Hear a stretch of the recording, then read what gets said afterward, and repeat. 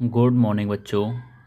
आज मैं आपको 10th क्लास के मैथ की एक्सरसाइज 13.3 का क्वेश्चन 4 कराऊंगा। तो बच्चों क्वेश्चन 4 हम पढ़ते हैं कि व्यास 3 मीटर का एक कुआं 14 मीटर की गहराई तक खोदा जाता है।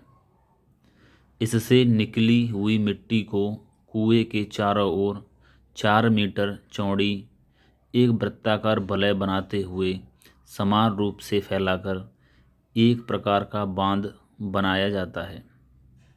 इस बांध की ऊंचाई ज्ञात कीजिए।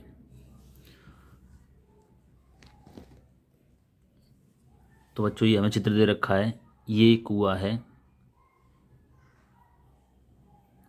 जो बेलनाकार है। इसका जो व्यास दे रखा है वो 3 मीटर और ऊंचाई 14 मीटर है। जब इसको खोदा जाता है तो इससे निकली हुई मिट्टी से एक ये बांध बनाया जाता है और बांध की चौड़ाई 4 मीटर है। बांध की जो यहाँ से यहाँ तक चौड़ाई दे रखी है वो 4 मीटर है। हमें इस बांध की ऊंचाई ज्ञात करनी है। तो चलिए बच्चों, पहले इस सवाल में जो दे रखा है उसे हम लिख लेते हैं। तो हमें दे रखा है कुएं की जो त्रिज्या है वो कितनी है, 1.5 मीटर यानी 1.5 मीटर। क्योंकि व्यास दे रखा है हमें 3 मीटर और त्रिज्या होती है वो व्यास की आधी होती है, तो 3 का आधा कितना हो जाएगा, 1.5 मीटर। कुएं की जो गहराई दे रखी है h 14 मीटर, ये हमें 14 मीटर दे रखी है। कुएं की जो ऊंचाई या गहराई है उसको हमने स्मॉल h माना है, ये स्मॉल h यानी 14 मीटर। अब जो वलय दे रखा है, जो बांध है वो कैसा है, वलय के रूप का है यानी बीच में खोखला है। तो वलय की जो आंतरिक त्रिज्या है, जो आंतरिक त्रिज्या है, जो बेलन की त्रिज्या है वही वलय की आंतरिक त्रिज्या है। तो 1.5 मीटर यानी 3 की आधी, 1.5 मीटर। और वलय की जो बाहरी त्रिज्या होगी वो आंतरिक त्रिज्या प्लस वलय की चौड़ाई। तो आंतरिक त्रिज्या दे रखी है 1.5 और वलय की चौड़ाई दे रखी है हमें 4 मीटर। तो 1.5 प्लस 4 तो ये हो जाएगी 5.5 मीटर। तो हमने वलय की आंतरिक त्रिज्या भी निकाल ली 1.5 और वलय की बाहरी त्रिज्या भी निकाल ली 5.5।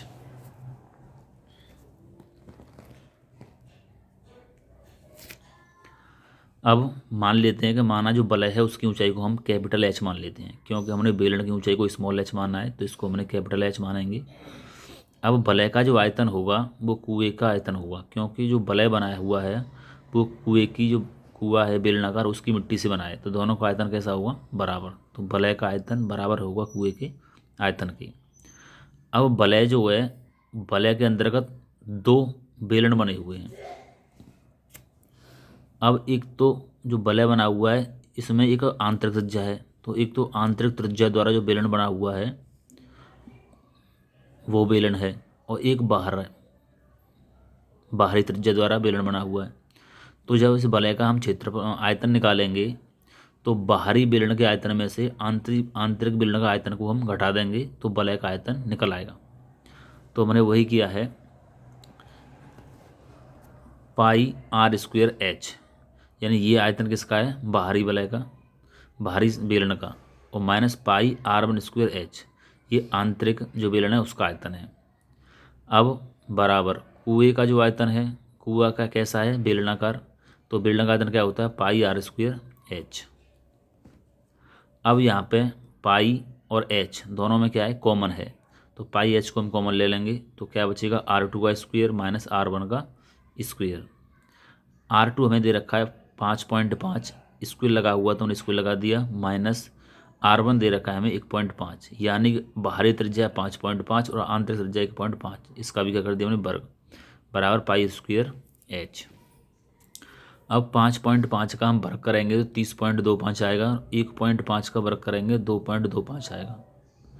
अब 30.25 में से हम 2.25 को हटा देंगे तो कितना बचेगा, 28 बचेगा, और पाई एच यहाँ से आ जाएंगे।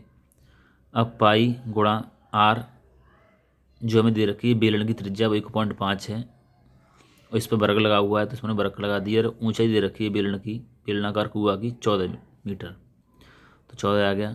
1.5 का वर्ग करेंगे 2.25 आएगा, अब इधर भी पाई है बराबर के, इधर भी पाई है, तो पाई से पाई हम काट देंगे और 14 से काट देंगे 28 को, 14 दूनी 28, तो इधर बचेगा 2h और इधर बचेगा 2.25। अब 2 से 2.25 में भाग देंगे तो कितना आ जाएगा 1.125। ये आ गया हमारा किसका, वलय की ऊंचाई, क्योंकि वलय की ऊंचाई को हमने कैपिटल H माना था, तो वलय की ऊंचाई हो गई 1.125 मीटर। वलय की ऊंचाई कितनी होगी, 2 से हम इसको काट देंगे, 2 से तो 2 एकम 2, 2 एकम 2 और ये कट जाएगा 2.25 बार, तो कितना आ जाए 1.125 मीटर। तो वलय की ऊंचाई कितनी हो गई 1.125 मीटर। तो बच्चों ये सवाल कंप्लीट हुआ। इस सवाल को अपनी नोटबुक में नोट कर लें और इसका रिवीजन करें। ओके बच्चों, धन्यवाद।